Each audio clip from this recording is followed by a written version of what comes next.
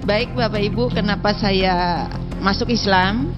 Ya, saya dari masih mungkin 5 tahun, berapa umur saya dulu digendong bapak saya naik di sungai di sini. Saya diajak nonton bola ke alun-alun namanya. Di situ ada orang meninggal. Orang meninggal itu diaben, dibakar dan sebagainya. Dan saya udah ketakutan duluan. Kalau setiap saya ngelihat orang mati, saya merinding dan bisa sakit panas dingin gitu.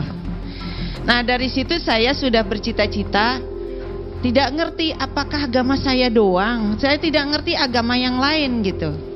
Akhirnya saya mencari tahu, kebetulan saya saudara 11 orang Bapak Ibu. Saya yang nomor 11, kesebelasan.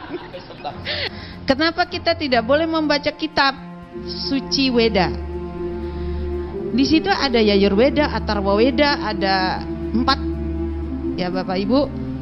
Terus ada Trimurti, Brahma, Wisnu, Siwa, pencipta, pelebur, pemelihara. Jadi saya lebih bingung juga, kok ada banyak Tuhan gitu loh Bapak Ibu. Nah yang paling saya takutkan, kok ada ngaben kita dibakar.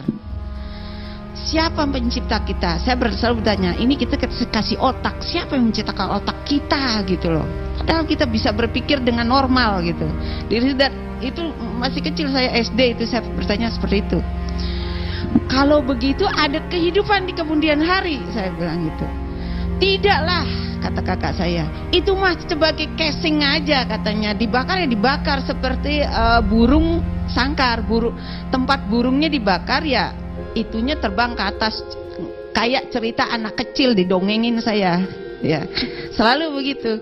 Nah berlanjut kemudian, apa arti ngaben? Ngabisin biaya, orang miskin dan sebagainya harus ngaben kan, seperti itu. Jadinya kalau dipikir, kok orang India nggak pakai sajenan, orang Bali libet pakai sajenan. Nah, saya berpikir juga di situ.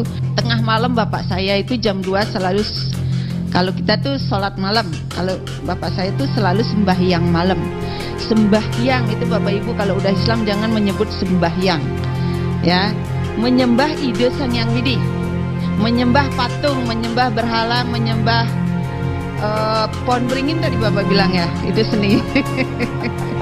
Pohon beringin itu diselimutin pakai putih sama hitam. Putih itu suci, hitam itu melebur, hitam gelap. Jadi ada di situ ada ya, kalau saya pribadi mengimplementasikan, mengasosiasikan bahwa, mohon maaf nih, agama Hindu itu menurut pribadi saya budi akal manusia. Kenapa budi akal manusia? Diakal-akalin gitu Bapak Ibu. Ya, coba menurut saya setan terbesar di dunia ini apa? Bapak Ibu tahu, pernah membaca setan terbesar di dunia? India, India, Bali, Cina, Korea. Nah saya masuk Islam, ada orang yang menyirami dengan kembang. Saya nggak mau saya sirami dengan kembang Bapak. Saya masuk ke Bogor, teman saya ada di Bogor. Buat apa bapaknya nyiramin saya dengan kembang? Nggak ada di kampung saya itu mandi dengan kembang gitu. Akhirnya saya nggak berteman, saya jauhin temannya, ini udah musyrik, saya pikir saya begitu. Tuh, tapi sholat di puro tengah malam itu luar biasa, setannya datang bener. Iya, saya dikasih keris, dikasih apa lagi tuh bapak saya ya? Dikasih itu sama setannya. Saya nggak tahu, ada aja di depan saya gitu. Bapak saya rajin luar biasa sembahyang malamnya. Nah, begitu ceritanya, ketemu Pak Putu namanya dari Surabaya. Ngomong Bali dia, kerja sama Bapak. Ngomong gitu, kamu dari mana? Dia tahu dia seorang Bali, kerja dengan Bapak. Kerja apaan Pak? Bapak kerja di pabrik sini. Ya boleh Pak. Saya jurusnya sejarah loh Pak, nggak ekonomi. nggak masa kini jurusan saya nggak tahu apa-apa. Ya udah nanti belajar. Itu perjalanan Allah. Karena sumpah saya kepada Allah gini, ya Tuhan, saya ini sudah bercebur basah, mohon petunjukmu. Kun payakun, saya bilang gitu. Kun payakun itu dari mana dapatnya? Saya nguping itu Pak. Nggak ngerti kun payakun itu apa. Ya.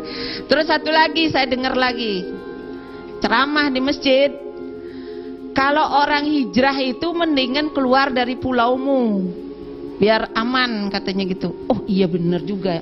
Yang saya takutkan Hindu itu adalah reinkarnasinya, bukan manusianya. Yang saya takutkan reinkarnasi itu hidup setelah mati. Jadi roh kakek saya katanya numitis ke badan saya. Bagaimana mengeluarkan itu? Saya ruqyah sendiri, ya. Jadi mengeluarkan itu luar biasa. Keluarnya itu di Arab, Pak.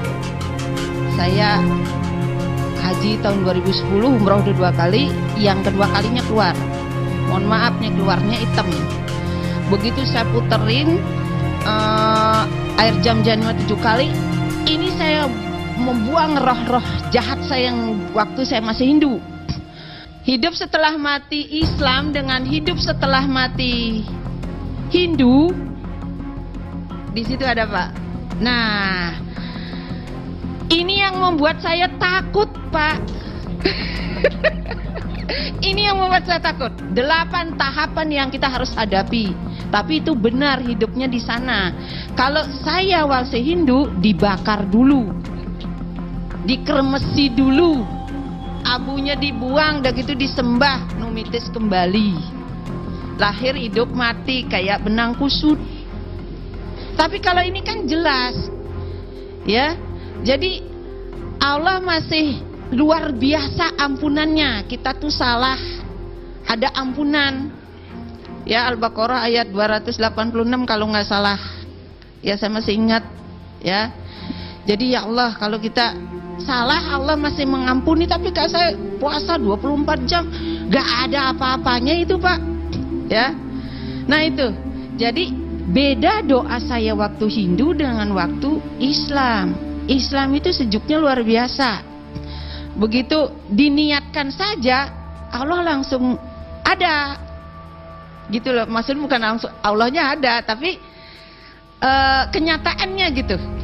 Beberapa kesamaan upacara-upacara masih Hindu terbesar di Jawa lari ke Bali. Di implementasinya Islam, tadi di upacaranya masih yang saya perhatikan, ya. Jadi ada orang bunting 7 bulan. Kenapa enggak ibunya menumbuhkan SDM yang unggul? Itu diupacarain. Salah itu, ya. Terus berikutnya meninggal, ya. Bingungnya Yasinnya itu nggak pernah putus-putus. Tadi pagi saya mengantar orang meninggal sebelah rumah saya. Ayo Mas Yasin, membaca itu selagi hidup, bukan sekarang.